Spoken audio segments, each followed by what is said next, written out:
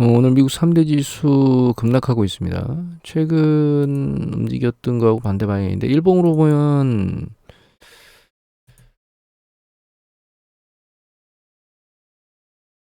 죄송합니다. 시간봉으로 나왔네. 일봉으로 보면, 이틀 반등했다가 하루 눈치 보기를 하다가 오늘 쭉 뺐거든요. 그래서 4천선, S&P 500 지수 4천이 깨졌고, 제롬 파월 연준 의장이 여러 가지 얘기를 했는데, CME 패드워치를 보면,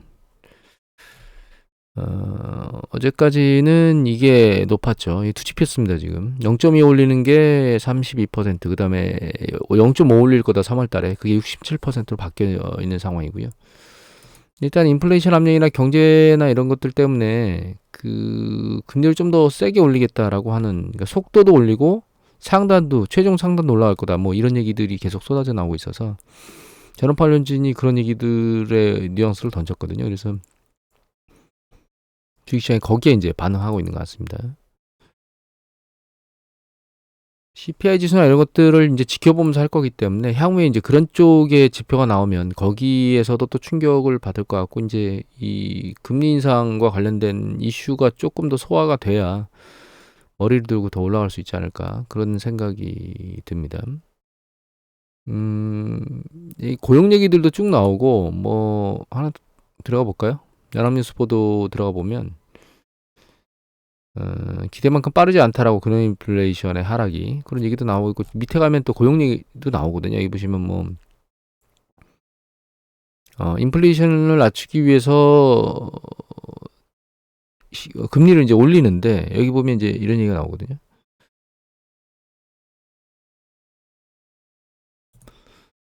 어, 어떤 지표도 충분히 긴축적으로 했다는 것을 보여주지 않고 있다. 그러니까 상당히 많이 올렸는데도 불구하고 지표가 그렇게 원하는 대로 나오지 않고 있다는 거죠. 그리고 역사적으로는 성급하게 정책을 완화하는 것을 경계하고 있다. 정책 잘못 완화했다가 인플레이션이 고책화되어 버리면 큰일 난다는 얘기입니다, 이게. 그래서 그렇게 하진 않을 거다라는 얘기인 거고, 사실 엇갈리는 걸 다 하고 있는 건데, 이 연준은 최대 고용 및 물가 안정 목표를 달성하기 위해 할 수 있는 모든 걸 다라고 얘기를 했는데, 이거 잘못된 얘기거든요, 사실. 지금 결과적으로 물가 안정을 하기 위해서 고용을 짓눌러야 되는데, 최대 고용은 최대치의 고용을 하겠다는 뜻이잖아요. 물론 뭐 최대치가 과열된 고용 시장을 의미하진 않고, 그 성장 잠재율 정도 수준에서 하겠다는 의미겠지만, 여하튼 이 약간 엇갈린 말이고, 여기 밑에 보면 이제 엘리자베스 워런 매사추세츠 민주당 의원이 인플레이션이 극도로 높고 미국 근로자들에게 심각한 해를 끼치고 있다, 이런 얘기를 하고 있는데, 이제 금리를 올려버리면 사실 실업률이 양상될 수 있잖아요. 그럼에도 불구하고 올려야 된다는 거죠, 사실은. 그래서 여기 보면 이제 다만 그 제롬 파월 연준장은 인플레이션을 통제하기 위해 실업률을 급격하게 엄청나게 증가해야 한다고 생각하진 않는다고 말을 했는데, 이게 사실 어폐가 있는 겁니다. 금리 인상을 올려서 결과적으로 시장을 좀 진정시키고 안정화시키겠다는 얘기인데, 시장이 뭔가 작동하고 있으니까 고용이 아직 안 내려가고 있는 거잖아요. 그 작동을 약간 쉽게 만들면 고용도 식어지기 때문에 증가가 될 수밖에 없습니다, 실업률이. 그래서 여기 보시면 이 연준에서 생각하는 이걸 먼저 볼까요? 연준에서 생각하는 실업률이거든요, 이게. 상단 타겟이 보면 이제 이게 연도별로 나오는 거기 때문에 2023년도에 상단이 5.3, 중간이 4.5, 하단이 4.0 정도 돼요. 실업률이. 이 정도도 될 수 있다라고 보는 거거든요. 그리고 이제 2024년도 돼서야 이제 5%대 4.5, 이렇게 중단은 아직 내려가지도 않았죠. 그러니까 지금 근데 실업률이 3.4거든요.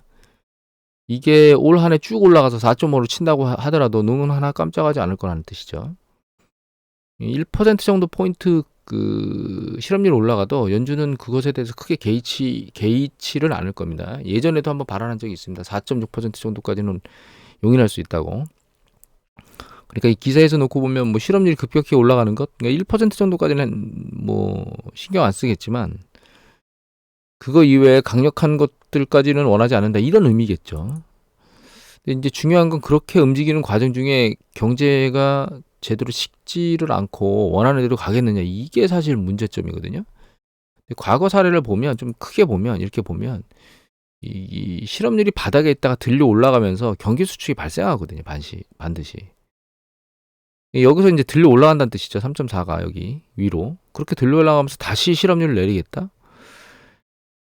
과거에 그런 사례가 차트상으로는 거의 안 보이거든요, 사실.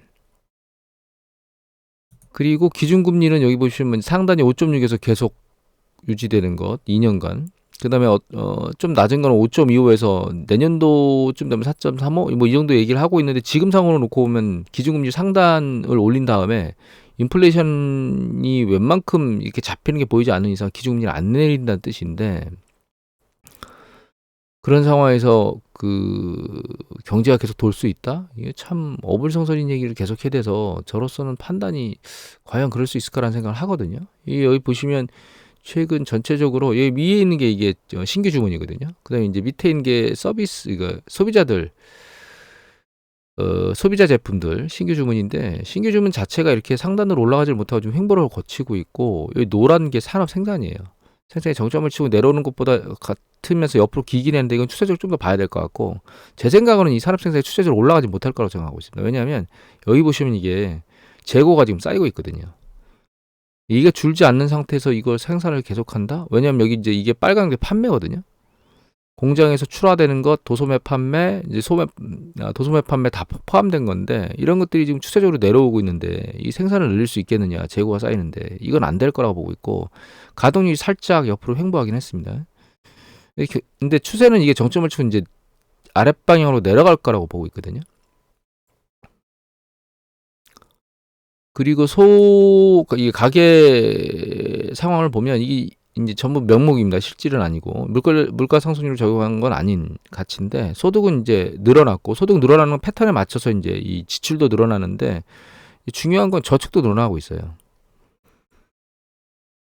사람이 이제 계속 저축 금액이 줄었다가 이게 쌓는다는 얘기는 뭐 여러 가지 이유를 표방할 수도 있긴 한데, 일단은 미래가 불확실하고 이런 상황에서 저축을 쌓는다고 생각할 수도 있습니다. 사실은 여유가 생겨서 저축할 수 있다라고 생각할 수도 있지만, 하나 더 보면 이 부분인데요. 이게 이제 지난달 1월달 말고 12월달을 잠깐 보면, 12월달 같은 경우 이렇게 아까 소득이 늘었었죠. 근데 지출이 횡보했었거든요.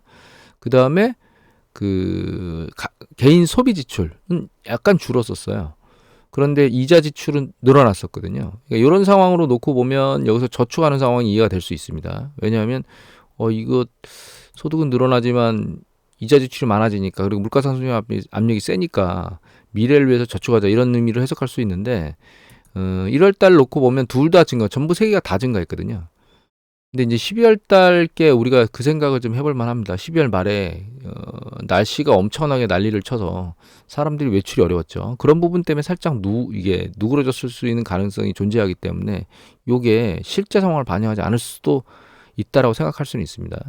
다만 이제 추세적으로 이렇게 움직이고 있고, 하나를 더 보면 이거는 실질이거든요. 실질 가계 소비 지출이에요. 그러니까 이거죠. 여기 빨간 거. 이거 빨간 움직임에 물가 상승률을 적용한 움직임인데, 전체적인 움직임은 내려왔다가 들렸지만, 여기 보시면 빨간 게 있는데 이거는 그 제품 구매한 거예요. 제품 구매한 건 1차 재난지원금 때 난리를 치고 2차 재난지원금 때 급등을 했기 때문에, 그 뒤로는 사실 이 구매가 실질 구매는 증가하지 않고 있습니다. 제품 구매는. 그런데 여기 보면 서비스업은 계속 구매를 하면서 증가하고 있는 거죠.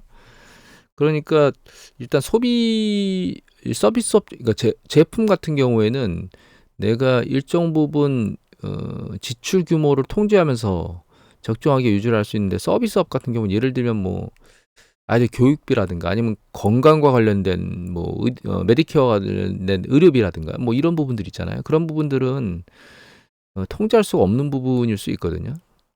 그런 서비스업 관련된 부분들이 이제 인플레이션 압력이 그쪽에서 계속 작동하고 있기 때문에, 그거에 따라서 이제 지출 규모를 늘리지 않는다 하더라도 일정 부분 이제 올라갈 수밖에 없는 상황입니다.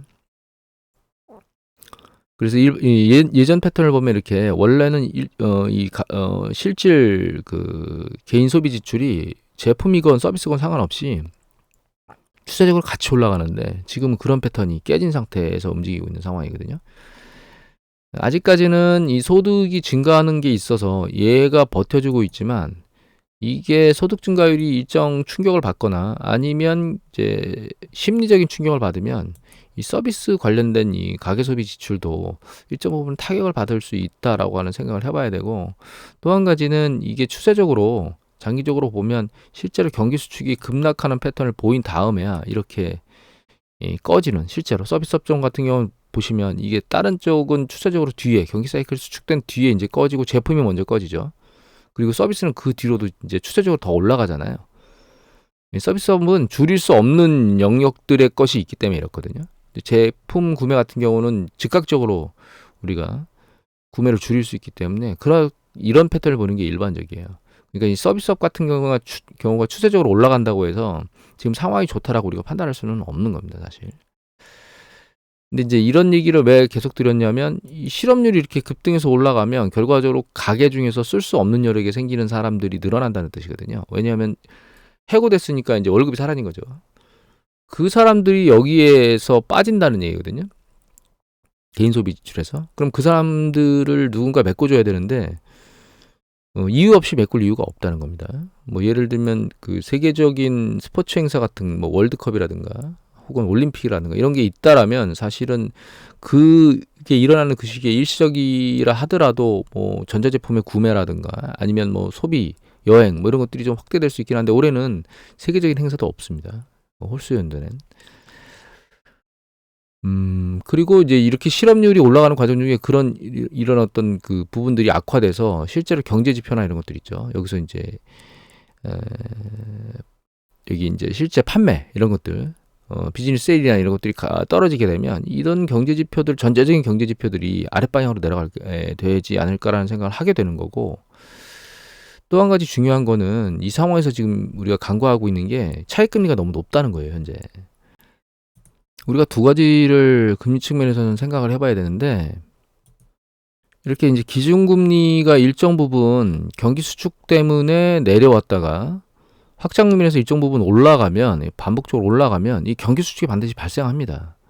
여기도 지금 상당히 많은 폭으로 기준금리가 올라갔거든요. 이 기준금리가 이렇게 올라갔다는 얘기는 대출금리가 상당히 올라갔다는 뜻이죠. 우리 모기지 대출이나 뭐 다른 대출 얘기를 많이 하지만 그렇게 대출금리가 올라가 버리면 경기 수축을 한번 겪지 않고서는 새로운 장기간의 경기 사이클을 만들어내기가 쉽지 않아요. 근데 여기 보면 이 상황에서는 보시면 이렇게 올라갔다가 금리를 좀 조정하면서 경기 사이클이 추가적으로 늘어났거든요. 그런데 이 시기에는 장단기 금리가 역전이 안 된 겁니다. 이거 지금 10년 국채하고 3개월 국채 수익률 스프레드거든요, 빨간 게. 근데 지금은 장단기 금리 스프레드가 상당히 이렇게 위축돼 있는 상황이거든요. 밑으로 내려왔어요, 역전돼 가지고. 근데 장단기 금리가 역전됐다는 게 무슨 의미를 갖기 때문에 중요한 거냐? 우리가 신용 창출의 주 기관인 은행 같은 경우에는 단기 자금을 조달해서 그거보다 긴 장기 대출을 통해서 수익률을 내거든요. 근데 장단기 금리가 역전됐다는 뜻은 그 수익률 마진, 은행의 수익률 마진이라고 말하는 NIM, 순이자 마진이 상당폭 줄었거나 만들어지지 않는다는 뜻이에요. 즉 은행이 대출이나 이런 것들에 상당히 미온적일 수 있다는 것이거든요. 근데 그런 건 이미 상황으로 나타나고 있습니다. 이게 미국의 금융기관의 그 대출 기준이거든요. 위로 올라가면 대출 기준을 강화하는 거예요, 미국에서. 여기 보시면 경기 수축 국면에 대출 기준이 상당히 빠른 속도로 강화가 되죠. 그 다음에 이제 경기 수축이 일정 부분 해소가 된 뒤에야 이 강화되기가 점진적으로 누그러지고 이런 과정을 반복하거든요. 근데 지금 보면 이 대출 기준이 심사가 상당히 강화되고 있어요. 이 강화되는 과정이 아무런 이유 없이 갑자기 이렇게 완화되는 쪽으로 넘어갈 수가 없거든요. 근데 이 완화되는 과정으로 넘어가는 요 시기에 잘 보면 이 기준금리가 쭉 내려온다는 걸 아셔야 돼요. 그러니까 금리 완화를 통해서 사실 NIM 구조가 벌어지는 거죠. 다시 이익 마진 구조가 만들어지고 그런 구조에서 이 대출 기준이 완화되는 패턴을 거치는 거거든요. 근데 지금 현재는 대출 기준이 계속 강화되는 추세를 보이고 있어요. 이것뿐만 아니라 이걸 보면 더 충격인데, 대출 기준을 완화했다 손 치더라도 여기 보시면 이건 대출 수요거든요. 수요는 반대로 이렇게 경기 수축 국면에 아래로 빠져요. 대출을 하겠다는 가게나 기업이 없어지는 거죠. 그렇게 대출 수요가 급격히 줄고 있거든요. 근데 이 얘기를 왜 드리냐 하면, 경기가 확장 국면에 있을 때는 사실 그 대출, 신용 팽창이 계속 만들어지면서 경기가 확장되는 과정을 거치는 거기 때문에 이 신용 팽창의 과정이 대출해주겠다는 사람도 할 의향이 줄어들고 받겠다는 사람도 받아갈 의향이 줄어든다는 얘기는 경기 사이클이 추세적으로 계속 확장할 수 있는 새로운 사이클, 그러니까 장기간 동안 확장될 수 있는 새로운 사이클을 만들 수가 없다는 뜻입니다. 근데 지금은 고용 지표나 이런 것들이 아직 잘 버티고 있으면서 경제가 까딱까딱 움직이면서 가고 있긴 하거든요. 그런데 만약에 실업률이 올라가 버리면 이렇게 까딱까딱 버티고 있는 것조차도 붕괴될 수 있다는 뜻입니다. 그래서 사실 뭐 올해는 그냥 대충 넘어가고 인플레이션 압력이 좀 잦아들고 주식시장이 약간 멈춰서 좀 쉬어가는 이런 패턴대로 생각하고 있다가 내년도가 되면 그거는 다 리셋되고 이제 한 1년 동안 잘 버텼으니까 새로운 사이클을 만들어서 수년간 주식이 올라갈 것이다. 이렇게 생각하는 사람이 있다면 이건 큰 오판이라고 생각하고 있습니다. 그래서 실제로 연준이 항상 언제나 이 경기 사이클의 정점에 도달했을 때 그러니까 연준의 입장에서는 소프트 랜딩으로 할 수 있다라고 맨날 말을 하지만 그 소프트 랜딩이 된 적이 거의 없습니다. 그리고 그 시기마다 새로운 세상이 도래했다고 주식시장에서 외치는 사람들은 나타나요. 글로벌 금융위기 때 같은 경우에는 중국이 들어와서 대규모로 디플레이션을 수출하고 있기 때문에 골디락스가 지속될 것이라고 얘기했지만 그 상태가 있을 수가 없었거든요. IT 버블 때 같은 경우에도 마찬가지로 IT 인터넷 산업이란 새로운 신산업이 도래해서 새로운 경제가 만들어졌다라고 얘기하면서 지속될 거라고 말했지만 그거는 이루어지지 않았습니다, 사실. 요번에도 연준은 연착륙을 할 수 있다라고 계속 말을 해대고 있지만 과연 그게 가능할지는 전 개인적으로는 불가능하다고 생각하고 있습니다. 그래서 올해 전강을 지금 현재 보이고 있는데 후반으로 가면 갈수록 이게 이제 조정이 상대적으로 전반부에 있으면 조금만 더 들리다가 하겠지만 이제 어떤 형태로든 후반부로 가면 이 주식시장은 약세로 터닝해서 내려갈 것 같습니다. 그리고 내년도에는 올해보다는 좀 더 안 좋은 상황으로 시장이 흘러갈 수 있다 이렇게 판단을 하고 있거든요. 이제 중요한 거는 예전에 글로벌 금융위기 때나 이럴 때 일이 한 번씩 터졌었죠. 뭐 예를 들면 베어스턴스 파산 이후에 리먼이 파산하고 그런 이제 충격파가 있으면서 이때는 이제 코로나가 갑자기 발생했고 IT 버블 때는 대규모 기업 파산이 있었거든요. 그런 것들이 있으면서 이제 충격파가 생기면 굉장히 빠른 속도로 주식이 급락을 했었는데 요번에는 그런 충격파를 발생시킬 어떤 큰 이슈가 시장에서 나올 것이냐라고 하는 부분을 생각해보면 미국은 아직까지 그런 건 감이 잘 안 잡히고 있고 우리나라 같은 경우는 사실 발생할 수 있습니다. 어디서 발생할 수 있냐면 프로젝트 파이낸싱 관련된 것 때문에 증권사하고 상호저축은행에서 발생할 수 있거든요. 예전에 2012년도인가요? 그때 한번 그 부동산 시장 난리쳐서 상호저축은행이 몇 개 싸그리 날아간 적이 있습니다. 근데 그때 프로젝트 파이낸싱 관련된 사업이 약간 공백이 생기면서 상호저축은행에서 그걸 이제 증권사에서 잡아가지고 그 부동산 관련된 사업을 했었거든요. 그걸로 이제 이익을 많이 내고 했는데 최근 우리나라 부동산 시장이 안 좋아지면서 증권사들 중에서도 사실 몇 개 충격을 받고 날아갈 수 있는 기관들이 존재할 수 있고요. 이건 상호저축은행도 마찬가지입니다. 그래서 우리나라 같은 경우에는 잠재적으로 그런 위험성을 가지고 있는 상황입니다, 사실. 미국 같은 경우에는 아직까지는 그런 조짐이 보이고 있지는 않습니다. 전체적으로 놓고 보면. 다만 이제 어디서 어떤 이슈가 터질 수 있을지는 사실 100% 아무 일도 없을 것이다라고 장담할 수 없어요. 이건 제롬 파월 연준 의장도 예전에 그런 얘기를 한 적이 있습니다. 공식적으로. 상황이 어떤 일이 터질지는 사실 예측하기가 불가능하다. 근데 지금으로선 가시적으로 잡히는 게 없지만 시간이 지나면 들수록 그런 가능성이 높아지기 때문에 내년도가 그렇게 긍정적으로 시장을 좋게 내년도는 그냥 올해가 무사히 넘어가면 괜찮을 것이다라고 생각하는 건 사실 좀 위험한 판단이다 이렇게 생각을 하고 있습니다. 오늘은 이 정도로만 말씀드리도록 하겠습니다.